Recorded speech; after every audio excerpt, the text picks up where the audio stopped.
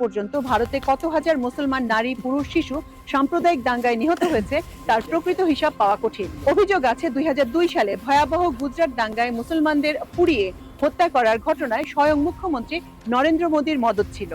নরেন্দ্র মোদী যে দলের প্রধান, সেই বিজেপির আদর্শিক সংগঠন আরএসএস এর গুরু গোলওয়াকার 1947 সালের 8 ডিসেম্বর দিল্লিতে ঘোষণা করেছিলেন যে দুনিয়াতে এমন কোন শক্তি নেই যা কিনা মুসলমানদের ভারতে রাখতে পারে, তাদের ভারত ছাড়তেই হবে, কোন মুসলমান হিন্দুস্তানে আর বাকি থাকবে না। হিটলারের রাজচিপাতের চেলা গোলওয়াকার তার বইতে লিখেছেন যে মুসলমানদের সম্পূর্ণভাবে অস্তিত্ব ছেড়ে হিন্দু হয়ে যেতে হবে, ভারতে তাদের কোনো নাগরিক অধিকার দেওয়া হবে না। এর চেয়ে বিস্ময়কর আর কি হতে পারে?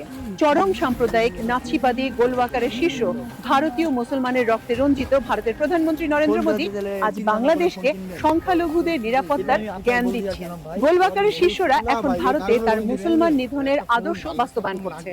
মুসলমানরা ভারতে এতটাই নির্যাতিত ও বর্ণবাদের শিকার এবং অনিরাপদ যে তাদের সে দেশে বিভিন্ন বিজেপি শাসিত রাজ্যে নানা অংশে থাকার জন্য ঘর কিংবা ব্যবসা করার জন্য দোকান পর্যন্ত কিনতে দেওয়া হচ্ছে না। আমাদের বোঝা দরকার, একজন শাহরুখ কিংবা আমির ভারতের মুসলমানদের প্রতিনিধিত্ব করেন না। ক্রমেই হিটলারের আমলে জার্মানিতে ইহুদি সম্প্রদায়ের মতো ভারতে মুসলমানদের বস্তিবাসী করা হচ্ছে। মুসলমানদের ধর্ম পালনে বাধা সৃষ্টির লক্ষ্যে এক